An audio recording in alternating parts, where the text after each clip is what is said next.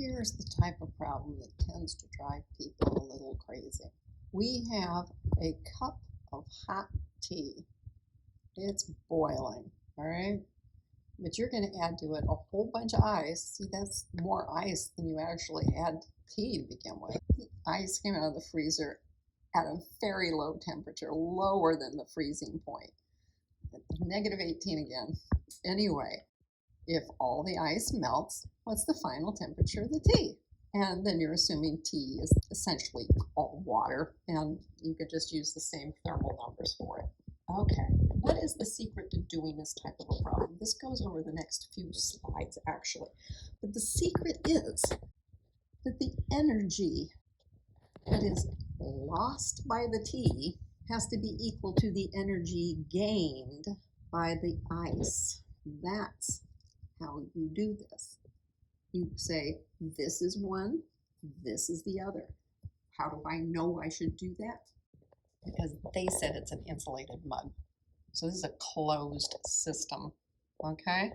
And we're just going to say the mug doesn't change temperature, which we know isn't actually true, but compared to the water, which has that high thermal capacity, we can sort of ignore the mug. Now, how do I go about this? Well, I'm going to be talking about the tea and I'm going to be talking about the ice. First thing I do is I say, well, the tea is 237 grams. The ice is 250 grams. I am going to recall that for everything. They also tell us that all the ice is melting. That means it's going to be liquid. That means the water, the tea, is also just going to stay liquid. Oh, well, that's helpful. I will write down that this thing is going to start at 100 degrees Celsius for the tea. I will write that the ice is going to start at negative 18 degrees Celsius, which means that this is going to have 3 parts because it's going to end up heating up a little bit after that, isn't it? Oh, darn. This side's going to have 3 parts. This side's only going to have 1 part. It's going to cool down. It's not going to get all the way down to 0 because they said all the ice was going to melt. So it's all going to end up liquid. So this starts as liquid, it ends as liquid. It's got 1 part. I think this side's the part to start with then. It's energy, so it's that MC delta T, right? So M, I know M. There it is. There's M. C, what C should I use? You know what? This one I'm going to work in calories because they only care about the temperature. So I'm going to use 1 calorie per gram degree Celsius. That's going to be very nice. This is your M, here's your C, and then this is delta T. Remember, it's always final minus initial, right? Well, except the way I wrote this, lost and gained, I can just go for an absolute value here because I'm just worried about how much energy. So I'm going to be really sneaky and say 100 minus x. I don't know what x is, but that's what I want to find out. That's going to be the final temperature. Great, this side's set up. I could just go ahead and do it right now. It's going to be 23700 minus 237x, and it's done in calories. Because you see this was the change in temperature, so degrees Celsius cancels, and this was in grams, so the grams cancel, so this whole thing's in calories. This side's set up. I love it. And it's all because I said lost versus gained. So that let me flip from x minus 100 to 100 minus x. On this side, I have 3 stages. I'm going to have heated, melted, and then heat it some more. This is ice. This is melting. This is water. So I have 3 stages. Oh, darn, that's going to be annoying. So I will call it A, B, and C. For part A, I have 250 grams. I have a change in temperature of 18 degrees Celsius. And then I have to go look up the C for ice.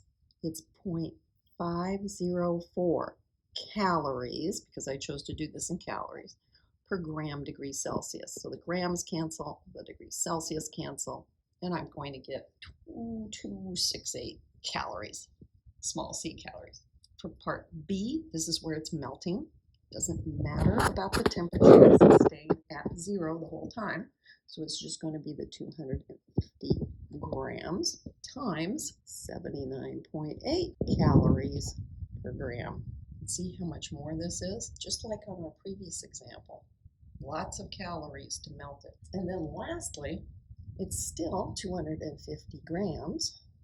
Now it's that 1 calorie per gram degree Celsius because it's the liquid. So it's this, right? And then, you know what? I don't know what temperature it's reaching. Oh, it's that X. Yeah, that's right. I don't know what it is, but I know it's X. It's going from 0 to X. So just X degrees Celsius. So this part ends up being 250X. I don't know what that is, but I'm going to find out. And this side has to equal that side. So I get 23700 minus 237x equals, well, let's add those up. This is essentially, because I don't have that many sig figs, 22,200, this part, and 250x. Subtract this from both sides, add this to both sides, okay? You're going to have 1,500 equals 487x. When you solve for x by dividing both sides by 487, you're going to get 3.1 degrees Celsius. And you have just made some very nice iced tea. And I only have 2 sig figs. Different substances have different specific heats. So specific heat is one of those properties that you can use to try to identify what a substance is, as long as you know it's a pure substance. If you have a bunch of metal pellets, you can figure out what metal it might be by going through this process. You find out how much energy was gained or lost by the metal to the energy gained or lost by another substance that you know everything about, in this case, water. Then you can solve for the one you don't know, the C sub P you don't know, and check it against a table of values to try to determine what your substance was. Here's the process. You're heating this water so that the water will be at 100 degrees Celsius at boiling. See the little bubbles in it? Then you put the metal in it and you wait until you're sure the metal has gotten up to the boiling temperature of water, to the 100 degrees Celsius. Once that has happened, then you can pour it into a previously prepared calorimeter that has a particular amount of water in it at a particular temperature. And it's insulated, so you're not worrying about any of the heat going into the cup itself. Then you look to see what's the new temperature. Here, we know exactly how much metal, we know the temperature. Then we're going to go ahead and have a certain amount of water at a certain temperature. Put the hot metal, and only the hot metal, none of the water, into this. Record the peak temperature. Okay, now we've got all the data here. How do we do this? We are going to look at what information we have. And we've set it up here just to say heat lost by the metal is equal to heat gained by the water. In both cases, we've got a mass, we've got a C, which has to be the one that agrees with mass, and a delta T. They're both the same way. You just have to remember which is which here. And the fact that we've said lost and gained means that essentially what we've done here is put absolute values on things so that we don't have to worry about the direction of the delta T. So on this side, the metal, we were told we had 25 grams. This we do not know. Okay, we do not know the heat capacity. Don't know that. But we do know how much the metal's temperature changed.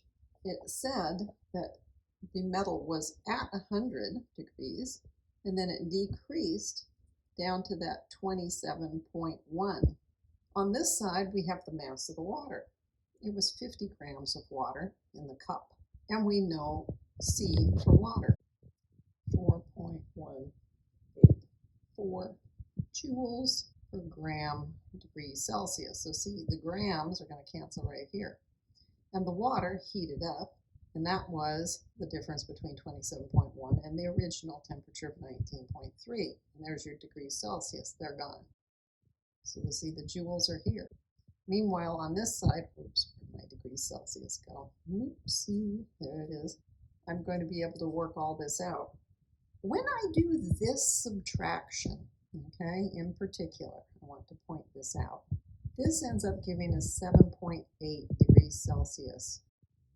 This means we're only going to have 2 sig figs in our answer, even though all the other stuff that we measured seemed to be 3 or maybe even 4 on some of them. But when I do this subtraction, I find out I only have 2 sig figs. Now let's go ahead and do the calculation here, because I'm going to have all numbers on this side. So I get, and mind you, I'm carrying a lot of extra sig figs right now that I don't really have. This is all entirely in joules because the other units canceled out. On this side, I'm going to have CP, and then I'm going to be multiplying these two things. Well, I'll go ahead and put them out separately. This one's the grams, and then over here I've got the 72.9 degrees Celsius. The real reason I'm doing that is so you can see what's going on with the units. I want to isolate what this is. That's going to mean that I'm dividing by the grams and I'm dividing by the degrees Celsius. So I'll have this number, I'll have this number, and this number. And meanwhile, the units are going to look like this. Good, they should look like that for this because they look like that for the water. So this is going to be what it is for the metal. When I work this out, my calculator initially gives me more figures than I should accept. I'm saying I only have 2 sig figs, so it should be 0.90 joules per gram degrees Celsius. Now, I knew they were metal.